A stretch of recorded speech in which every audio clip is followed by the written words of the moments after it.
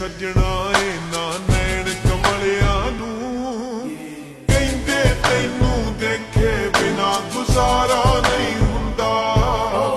ਜੱਗ ਜਾਣਦੇ ਜਿਸ ਨਾਲ ਦਿਲ ਤੋਂ ਲੱਗ ਜਾਂਦੀਆਂ ਨੇ ਉਸ ਤੋਂ ਵੱਧ ਕੇ ਕੁਝ ਵੀ ਹੋਰ ਪਿਆਰਾ ਨਹੀਂ ਹੁੰਦਾ ਕੀ ਸਮਝਾਈਏ ਸੱਜਣਾ ਏ